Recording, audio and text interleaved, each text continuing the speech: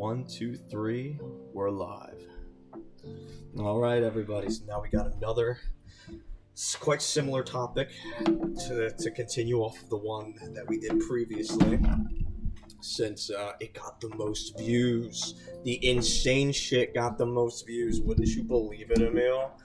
We could talk about all the same topics, but it's the insane topics that gets the views.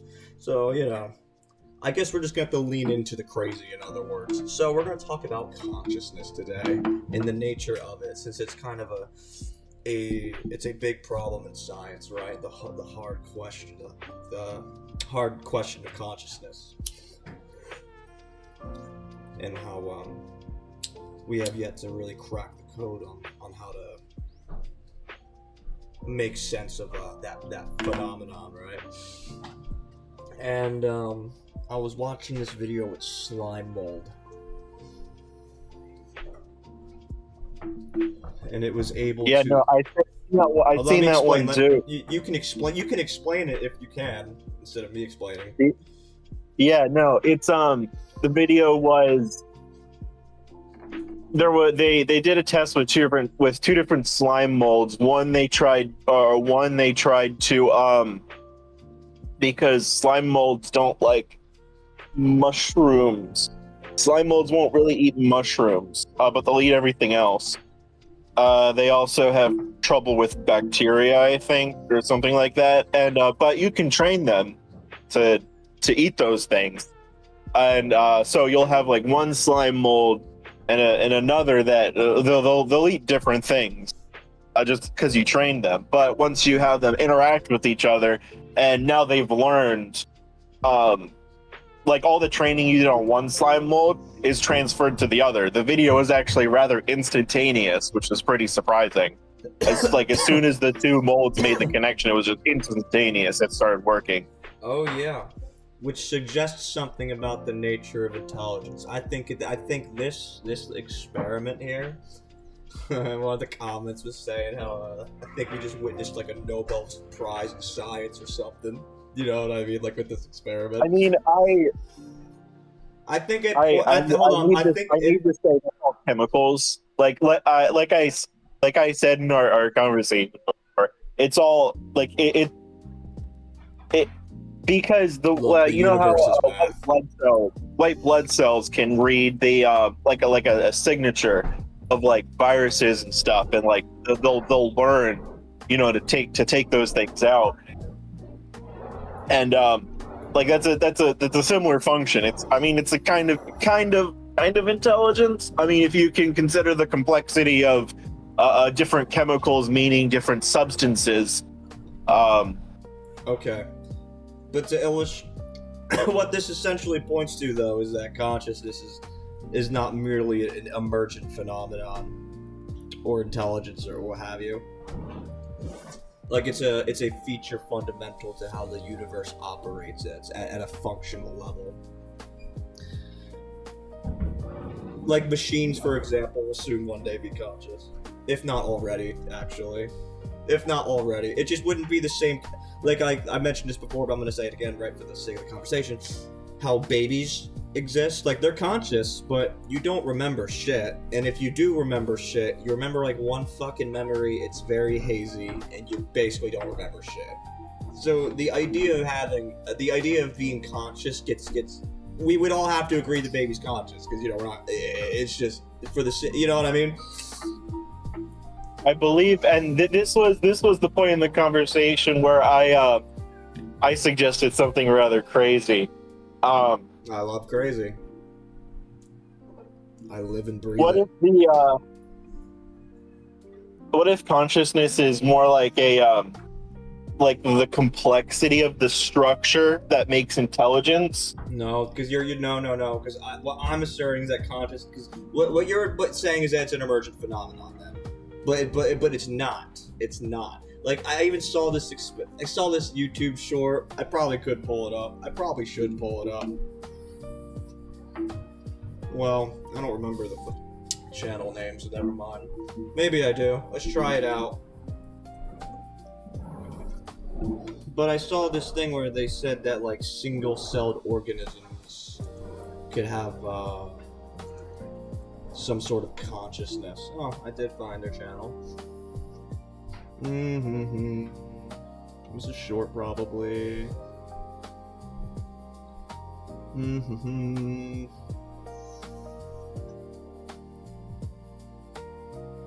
Goddamn, how many shorts does she make? Okay, I'm clearly not gonna find it. One of you can find it out there. She has this short somewhere about how intelligence is like.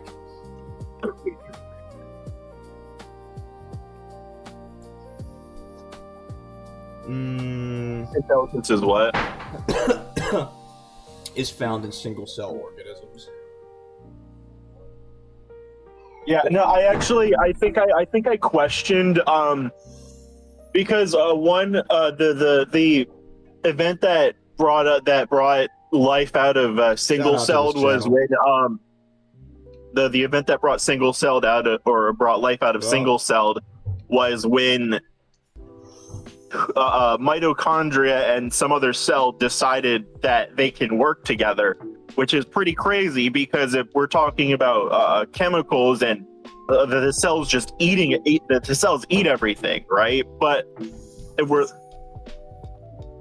when the mitochondria and the single cell decided to work together, right? An act of cooperation, cooperative intelligence of some kind, a symbiotic relationship. Yeah, no. But here's something I want to say, that going beyond intelligence, because I think intelligence is merely just a feature of consciousness. Perhaps intelligence is the emergent phenomenon.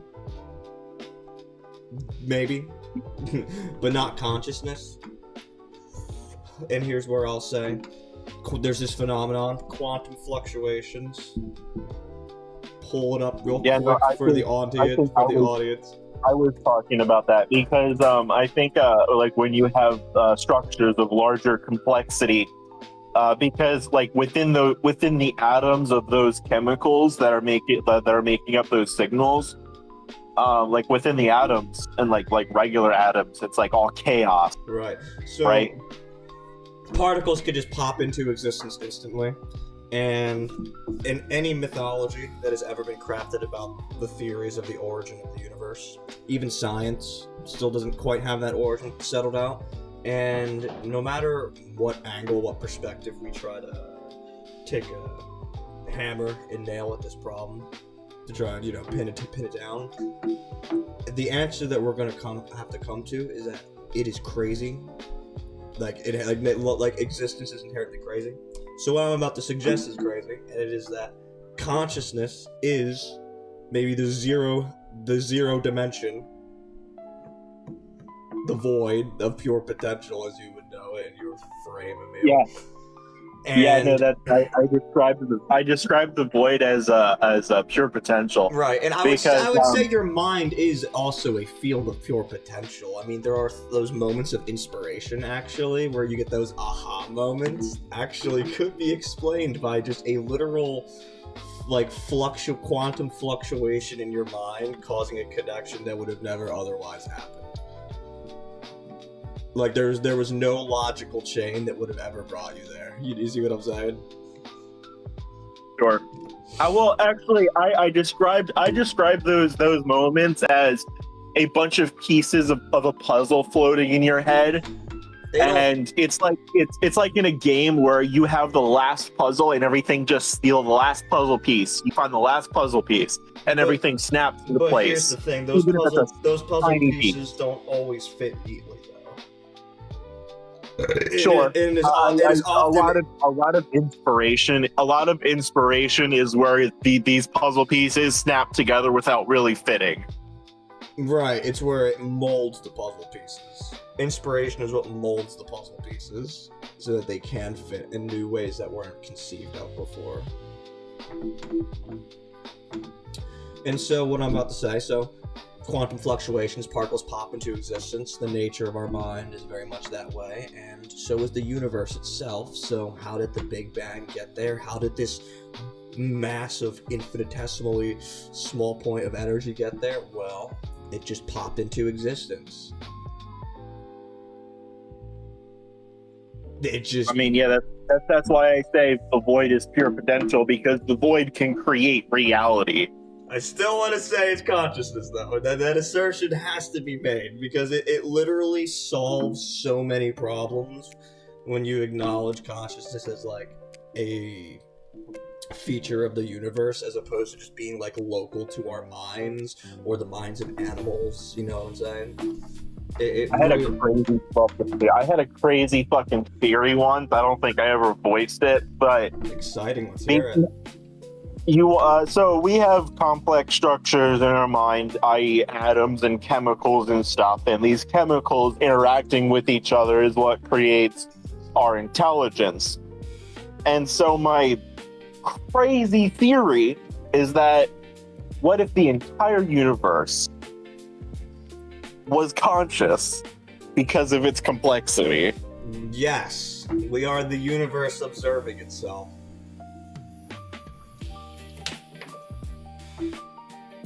Because I imagine, like, all the planets and stars and stuff interact with each other. That's annoying.